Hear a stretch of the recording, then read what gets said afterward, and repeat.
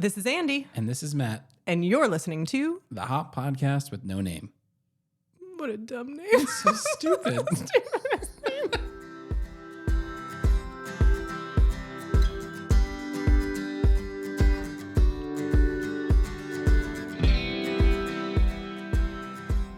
Episode 78. And we're off. For old time's sake, I wanted to start just the traditional way. The way. The traditionally accurate way. I don't remember what you've been saying lately because I just assumed that you always said that. Me neither. I may have been saying it the whole time. I honestly couldn't tell you. Let's assume that was not been said the past few times. No, I think it is. Maybe always. I don't know. You can look it up later. Well, the listener will know.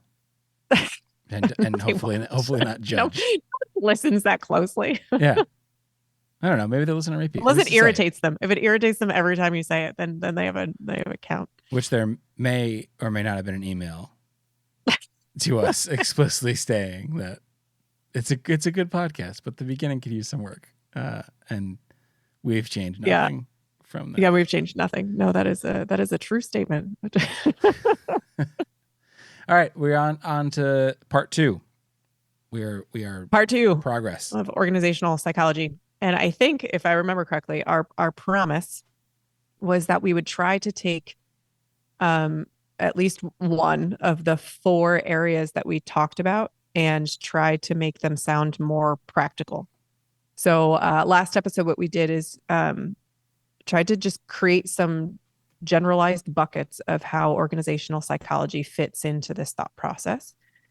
And the first 2 that we talked about were the concept of how even 2 individuals are passing information to each other, whether or not the leader is leading with curiosity and whether or not the individual who has some process knowledge is able to speak openly to it. And we talked about that as sort of being the basis of information that you can learn that's outside of any of the rest of your systems, right? You're basically farming process knowledge from people's minds and memories. Of course, everything that we're talking about is subjective information, but even things that we often label as objective is subjective information.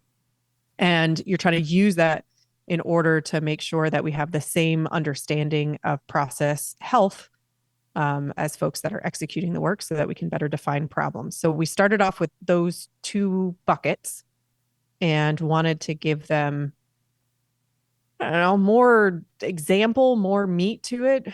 I mentioned before we started the podcast, though, Matt, I feel like we talk about the concept of curiosity and the concept of, creating conditions for candor or psychological safety so often. What did I say? I said, I'm done talking about it as a person. Yeah. And I said, that's concerning because those are 2 things that you probably want to keep as an individual. It's like, I'm done. I don't want to talk about it directly. I'm done talking about it as a person, which is not true. But I think maybe what's more useful than just trying to give theoretical type information is to try to demonstrate it. If you're up for it, Matt. I'm here. I have a microphone. I hit record. So yes, I am. So whether you like it or not, I'm attached to this rocket going in a direction. and it's off. All right. So what we're going to try to do is take the same type of conversation that we talked about during complexity. And the example that we used was, Matt, you were trying to learn about my morning process. And we are going to try to demonstrate it in a couple different ways, which we have not thought about, practiced, or rehearsed in any way. So hopefully it's as genuine as possible, where, Matt, you first are going to demonstrate what it would be like to try to learn without curiosity about the process. I want to be clear. We're not trying to say that you as an individual aren't a curious person or that you're like a bad person that just doesn't care. Like none of that's true. What we are saying is that sometimes in conversation, people come with a curiosity about the health of a process, meaning I really do want to be able to walk in this person's shoes and understand what is it like? What things are easy? What things are hard? What things make sense? What things don't make sense? How does it run? Like live a day in the life so I can understand the details of what's happening. And other times our curiosity isn't focused around the process. Instead, it would be focused around things like you might be curious about my behavior, right? Like you want to know what's happening, but your curiosity is not focused around my interface with whatever task I'm doing. Your curiosity is instead focused on specifically my behavior because you kind of have a running list of what good should look like in your head, and you're comparing me to good. And the way that you'd ask questions if you're comparing me to good is very different than the way that you'd ask questions if you're comparing me to nothing, meaning you're just trying to learn. There's nothing to compare it to. So, option one, Matt, you are going to try to learn from me about my morning with a general thought of what you think the right process is. And you're more curious about my behavior than you are about the process itself and my interface with it. You think you can do that? It's kind of a tall ask with no warning whatsoever. We're gonna try. We're gonna try. And I have some questions in mind, which I think I'd have to even do this. I have to have some questions in mind. Yeah, you do. You could probably come with a laundry list of questions about process points, right? And that would probably be the most normal way if you're using this mindset of not process curiosity, but behavior focused discussion. It would make sense that you'd have a list because you're comparing right and wrong in your head to what I'm doing. And you probably would have wanted to take a look at the whatever my process information was, whether you're looking at a standard operating procedure, you would have consulted that ahead of time in order to make sure that you're asking sort of those hard-hitting questions about my behavior versus what's written. There's investigative journalism specific to hard-hitting questions around my process with a lot less investigation and a lot more just. Well, I think there's an important question. An important question here is maybe for the story and for the listener, has something bad happened? Like, am I investigating the process because you were late to record this podcast, or am I just on a listening tour, which is my new favorite thing to hear about that leaders are prescribed to do now? It's like listening, you should go on a listening tour. Go on a listening tour. Let's say you are on a listening tour, or you're tasked to do kind of just general process audit. Okay. Discussion. Yeah. So nothing specifically has gone wrong that's brought your attention to my process. Okay. I think I mentioned this before, but when you role play cold calls, someone always says ring ring, and that's how you know the role play has started. We can't do that. Start all of them? No, I'd have flashbacks, and I would just start trying to sell, I don't know, software to someone at some point. Should we just say on your market, set, go? That somehow feels worse, if I'm being honest. We'll just say, so let's begin. So let's begin. So Andrea, I just wanted to talk to you a little bit about your morning process here, getting the girls ready for school and getting out the door. Does that sound good? Yeah, sure. Great. I see here we want the girls up by 7. Is that what you're doing? Yeah. 7, I mean, latest 7:05, but I really try to stick to 7. Yeah. Okay. And why aren't you able to always get to 7? Because that's what we expect. So what's holding you back? Sometimes I just get a little bit backed up in the morning. I'll be on task for it to be 7:00, and then sometimes I'll just maybe the clothes that I thought I was gonna put out, maybe I decide I want to wear something else, and then before I know it, I kind of lose track of time just a little bit, and it's like 5 minutes later. Yeah. Okay. Well, That's good to know. Thanks for sharing. Okay, so 7:05, got it. I mean, what happens after that? I mean, I know that we're supposed to get them teeth brushed, dressed. Do you do that, or does that have to be skipped because you're a little late? No, we don't skip anything. We have specific requirements to make sure that we get out the door. So next step would actually be getting dressed after they get up. That would be next step. So that's the next part that happens. Dressed, and then we have breakfast, and then we do teeth brushing after breakfast. Okay. So we've made it downstairs for breakfast. How much time do you have left before you have to get out the door? After breakfast? Yep. After breakfast, it would normally have 30 minutes. We have like we add in some buffer time just in case anything goes wrong in the breakfast process. So normally done with breakfast around 7:30, maybe 7:35, on a really late day, 7:40. Okay. And does that being done at 7:40 leave you enough time to get out the door? Yes, because we still have 20 minutes before we have to get out the door to go to the bus. So there's still enough time. Yeah.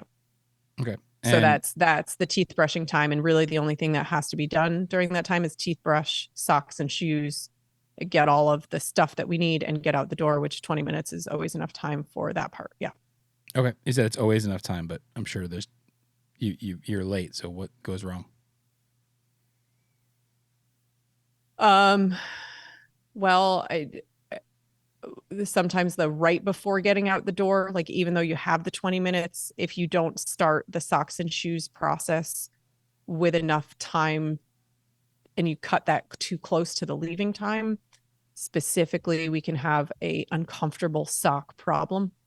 And that recently we've been fixing by turning our socks inside out so that the seam is on the outside of the sock. But specifically the youngest can reject the socks and shoes putting on process. Okay. Well, I mean, we're supposed to make sure that all of our clothes are on properly. So inside out can't really do that.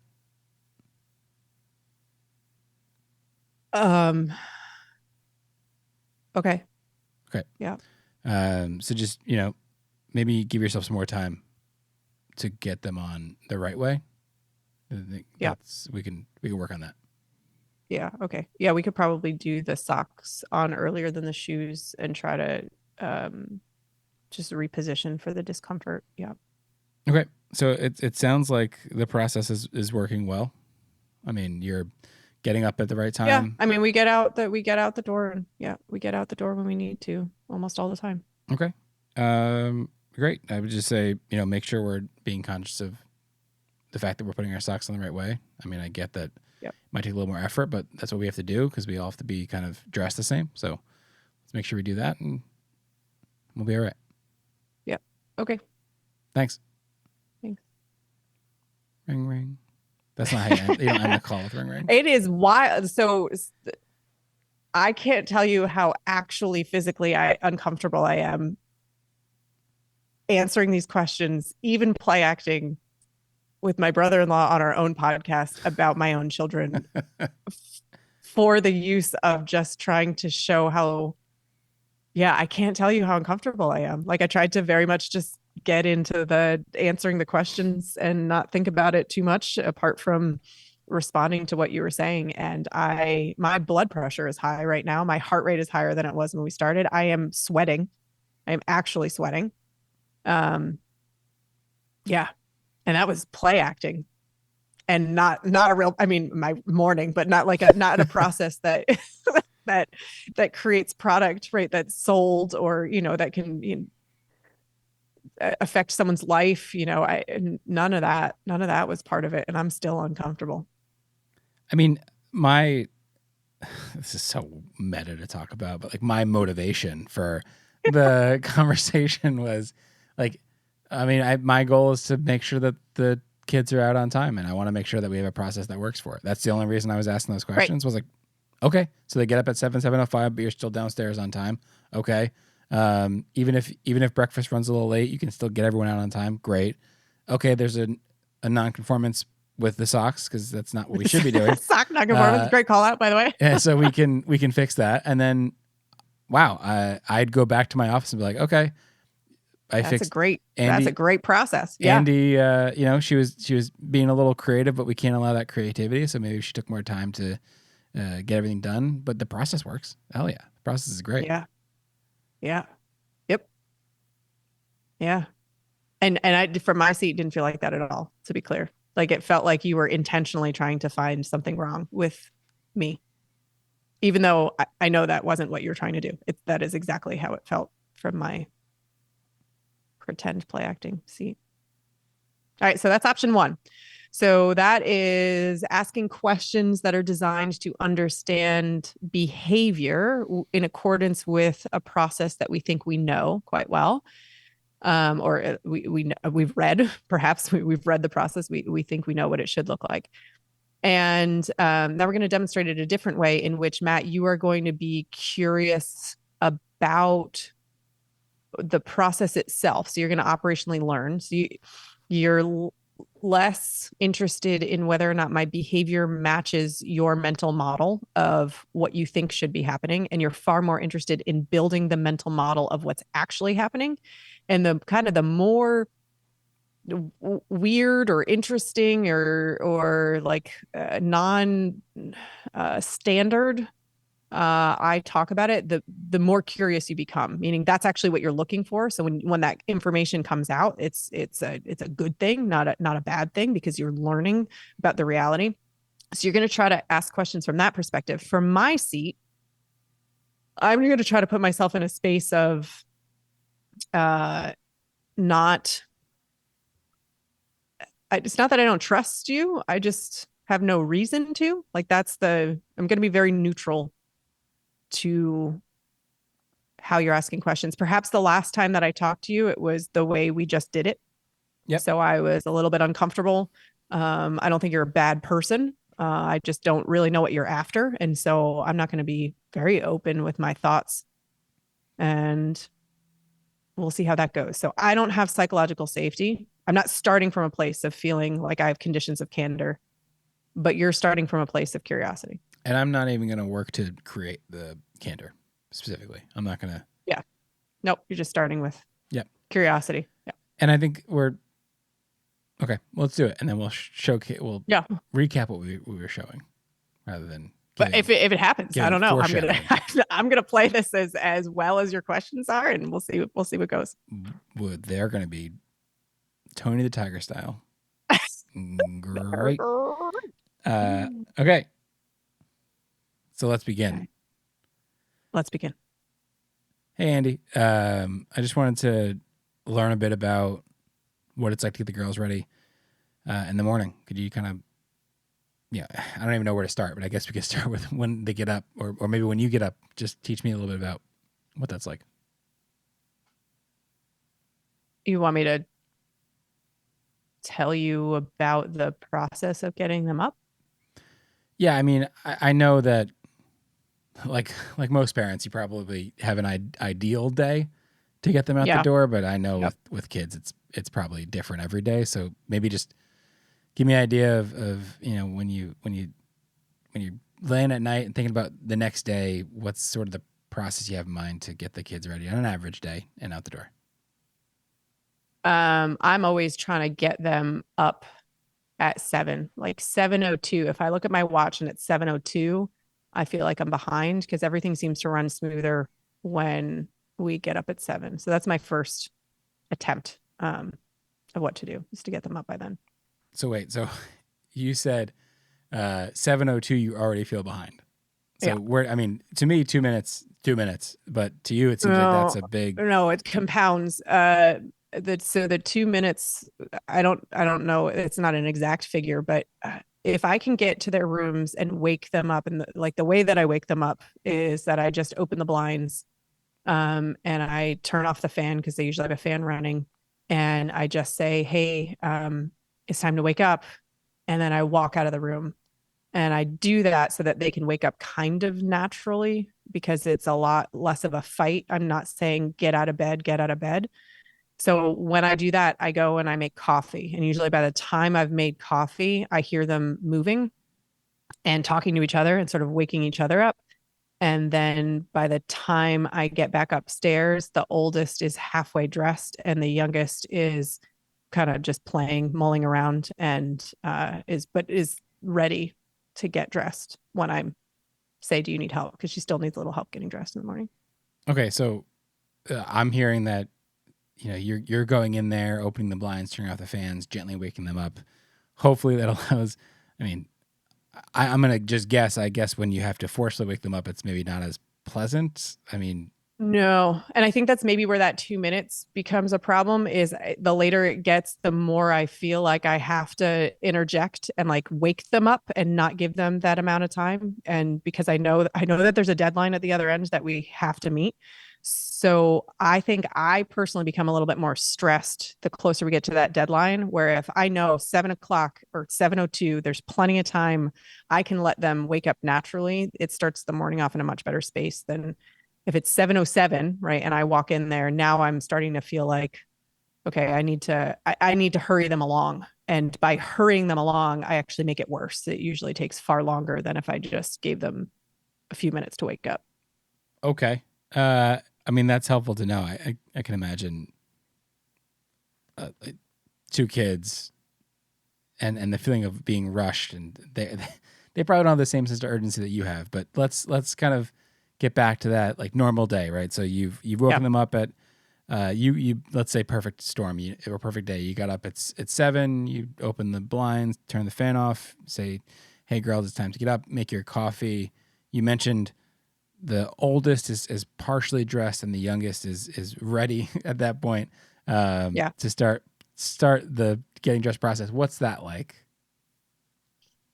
Recently it's been really good. So the oldest, she gets dressed entirely on her own. She picks what she wants to wear. She, puts her pajamas either back in the drawer or if they need to go in the dirty laundry. So like the floor is cleaned and then she, goes potty and then she goes downstairs and she's ready to play even before breakfast. So she's like done and ready.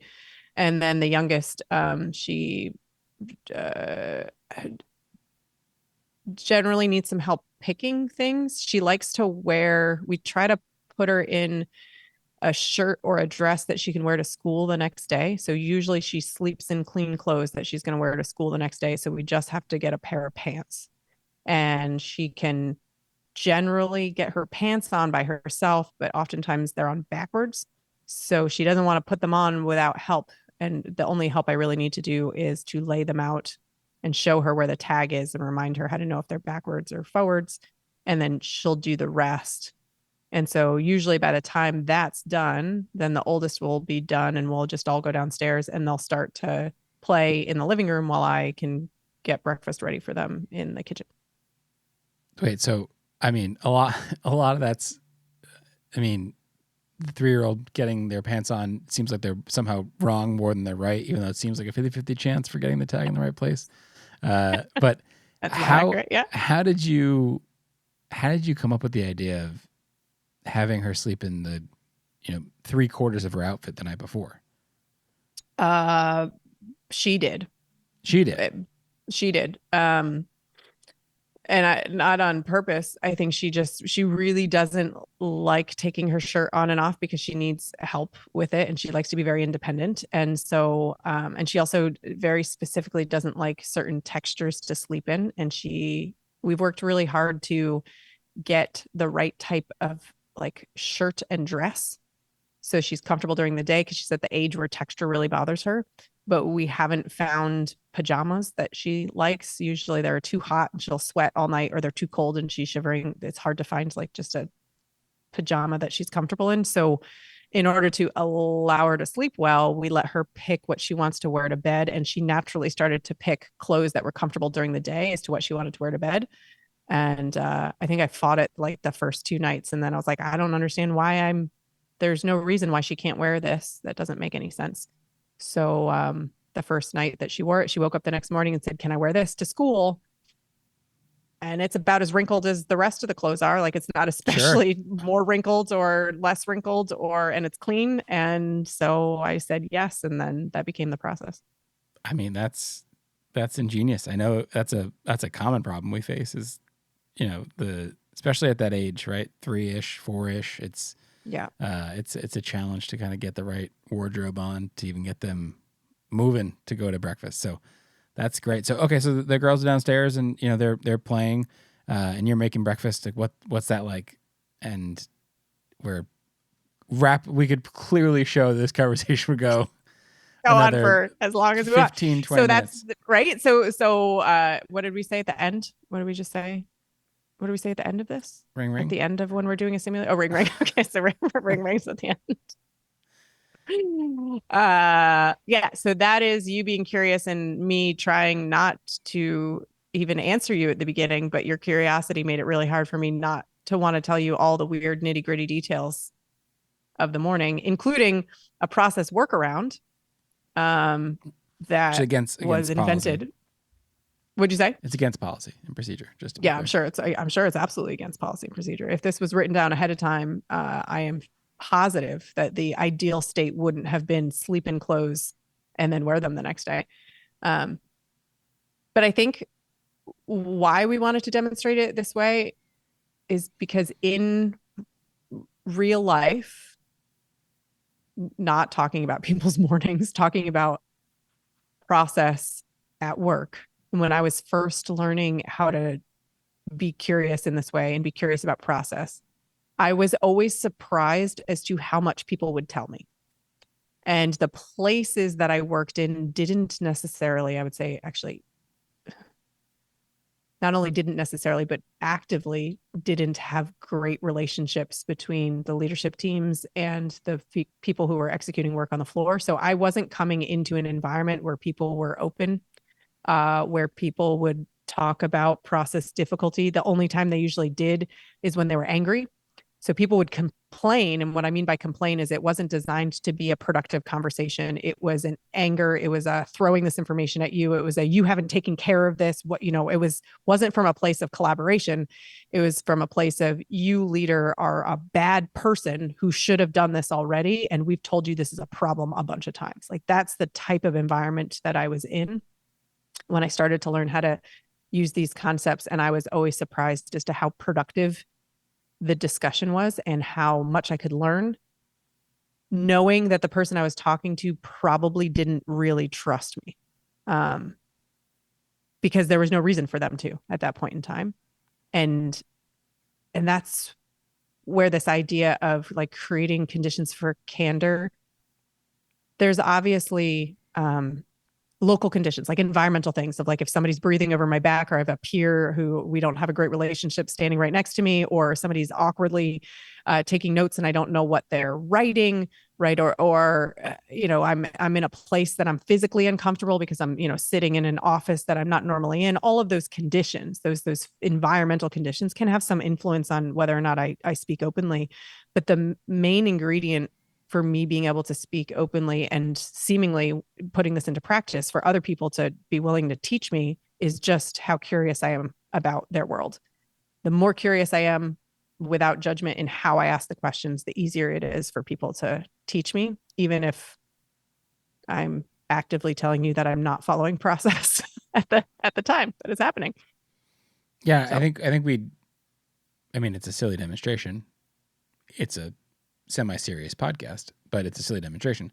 And the approach was the same, right? I mean, it was just me coming to you, learn about your process. Yeah. We didn't it was the same system, same engagement, same style. It's just, I think we can so often get mired in the idea of like, hey, this is what you have to do. This is what you have to create. This is the type of questions you have to ask. This is what we want to center on is if you are genuinely curious, you have done most of the battle already, and that conversation is going to be different tomorrow, today, whenever you have that conversation, just by anchoring on the fact that you have something to learn, you're genuinely curious about what reality is like. Yeah. then the rest of the structure of the questions comes a lot easier and without having to overthink it. So anyway, that was our hope with our silly demonstration. We're going to have to pick something else besides my morning to keep going on, because by the end of this, people are going to have so much information about something they care so very little about. So very, very Isn't little that about. part of the fun, though? Is just learning this entirely different world that doesn't matter to you, and you know every detail It's about. like it really doesn't have any Yeah. implications in anyone else's life. So I guess in that way, it's lighthearted and fun. But all right, more next time. More next time. Try to categorize the other number 3 and 4 of this organizational psychology aspect. That's it. Thanks for listening. We'll talk again soon.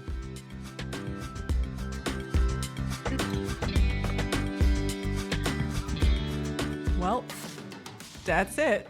Yep. Another one in the books. We did it. If you want to send us any of your thoughts, actually fling us any of your thoughts, you can do so at the website www.hoppodcast.com. That's HOPPODCAST.com. It's still such a stupid name. It's such a stupid name. We look forward to hearing from you. Thanks for listening.